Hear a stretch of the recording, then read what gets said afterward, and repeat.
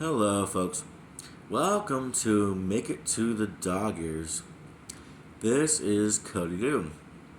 And right now, I'm just going to read 25 minutes. I'm not going to say how much I'm going to finish, but this one's pretty good. Read quite a bit of it. This is called The Secret World, A History of Intelligence by Christopher Andrew. Let's just start it up then.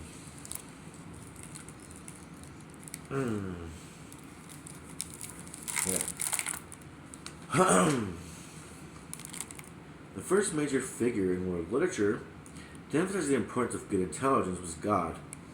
After the Israelites had escaped from captivity in Egypt and crossed the Red Sea, supposedly in about 1300 BC, God told Moses to send spies to reconnoiter the land of Canaan, which would give unto the children of Israel. Since no trained intelligence personnel were available for the mission of the Promised Land, Moses selected on God's instructions one leading man from each of the 12 tribes of Israel. And Moses sent them to spy out the land of Canaan and said unto them, Get you up this way southward and go up into the mountain, and see the land what it is, and the people that dwell therein, whether they be strong or weak, few or many. What the land is they dwell in, whether it be good or bad, what cities they dwell in, whether in tents or in strongholds, and what the land is, whether it be fowling, whether there be wood therein or not. Okay. And be ye of good courage, and bring up the fruit of the land. Now the time was the time of the first ripe grapes. Over 3 millennia later, the Victorian schoolboy George Aston, who went on to become a senior naval intelligence officer with the knighthood, was first attracted to Secret Service work by a picture in a children's book of Bible stories which showed 2 of Moses' agents on their way back from a 40-day mission to Canaan, staggering under the weight of a huge bunch of grapes hanging from a pole carried on their shoulders.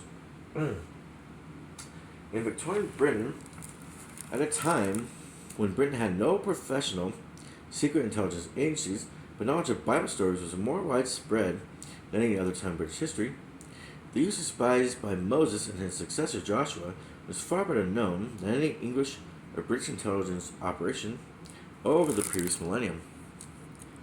The Old Testament, also known as the Tanakh, the Hebrew Bible,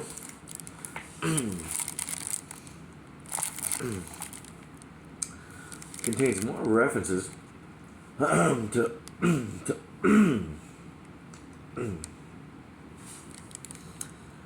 sorry folks.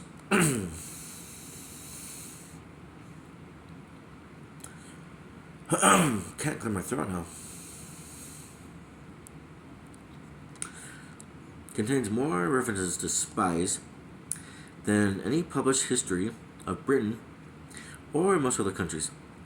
The first mention comes in the Genesis story of Joseph and his 10 elder half-brothers who are enraged by the favoritism shown to Joseph by their father Jacob, later renamed Israel,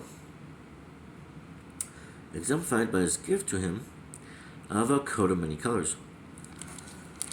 Some of Joseph's brothers also felt some justification that he was spying on them. Jacob tactlessly instructed Joseph, then aged only 17, to tell him how his brothers were managing the family flock. Joseph gave his father an evil report of their behavior. To rid themselves of Joseph, his brothers sold him for 20 pieces of silver to slave traders who took him to Egypt. By ripping the coat of many colors and dipping it in goat's blood, his brothers persuaded their father that Joseph had been eaten by a wild animal.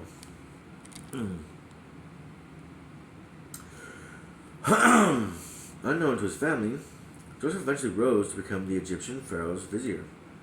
When his older brothers came to Egypt to buy corn during a famine, they were received by Joseph and failed to recognize him in his now exalted position. Joseph, however, recognized them but pretended not to, and accused them of being spies who have come to identify weak points in Egypt's defenses. After he subjected his brothers to several covert operations, including planting apparently stolen objects in the luggage, the story ended happily. Overcome with emotion, Joseph identified himself as their brother, was reconciled with them, and invited his father and extended family to take up residence in Egypt.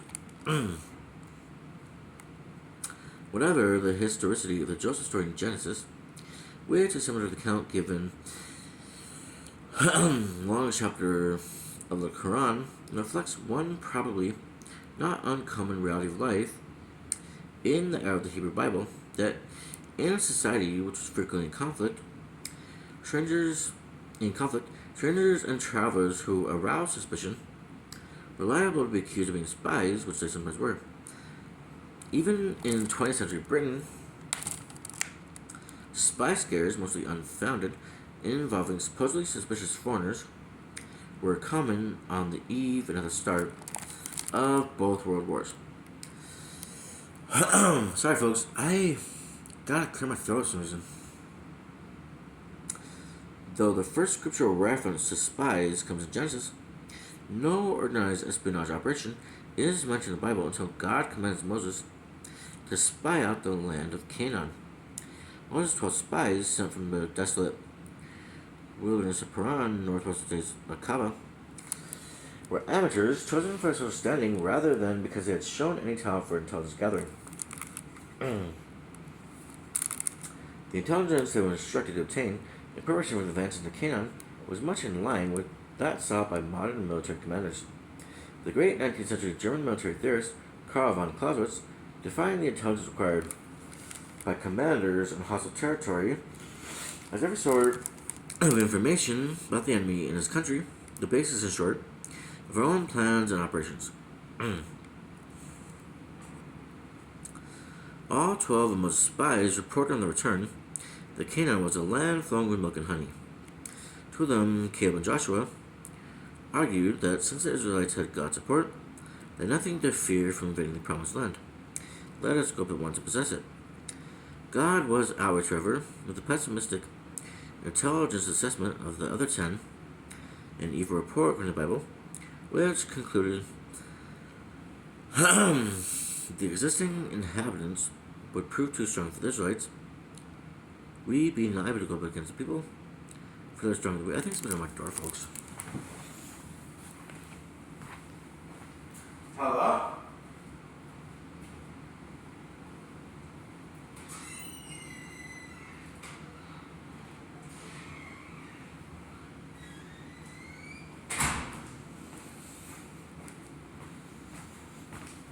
Okay.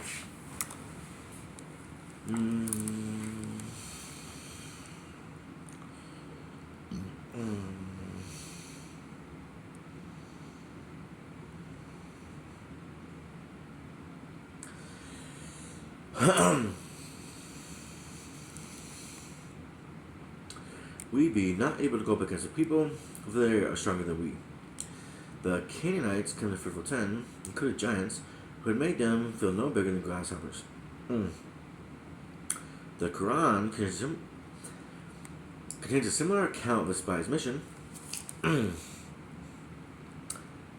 though Joshua and Caleb are identified only as two God-fearing men on whom God had bestowed his grace. The Bible implies that the mission of the 12 spies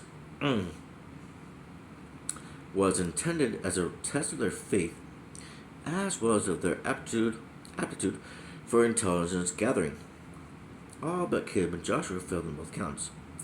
The other 10 publicly used their mission report to justify their own belief that, despite the support of the God who delivered them from bondage in Egypt and parted the waters of the Red Sea to make possible their escape, any attempt to take possession of the Promised Land would prove impossibly dangerous. Unless, improbably, Canaan were populated by giants, they were guilty of distorting the intelligence they collected to dissuade the Israelites from going ahead. But the Bible and the Quran record that the 10 won the public debate. The whole congregation sided with them, threatened to stone Caleb and Joshua, and ungratefully complained that the Israelites would have been better off remaining in captivity in Egypt. According to the Quran, the Israelite majority told Moses they would never enter the Promised Land so long as its current inhabitants remained. So go, be your Lord, and fight. We're remaining right here. God's first response exceeded any other recorded instance of divine anger at the misuse of intelligence. And the Lord said unto Moses, how long will this people provoke me? And how long will be ere they believe me for all the signs which I have showed among them? I will smite them with the pestilence and disinherit them.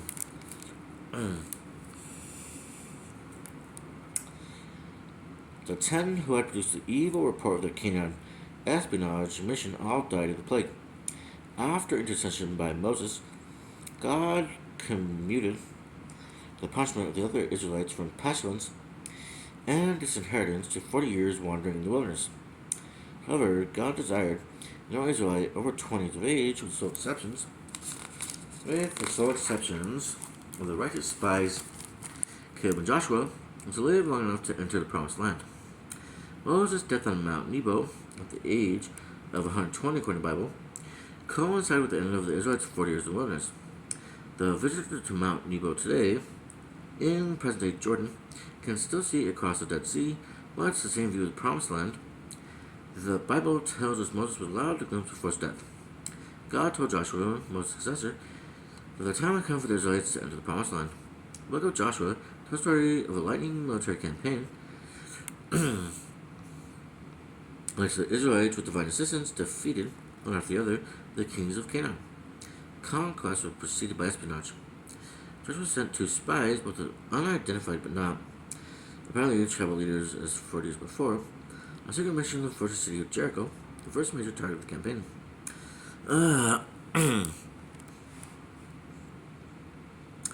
The biblical account of their mission provides the first record of a joint operation involving both of, reputedly, the world's 2 oldest professions. Okay, so we process and spies. You know what, folks? I think I need to take a break. That's kind of a lot. And I need to process and spies. Perfect. Okay, we're just gonna post it anyway. Thank you.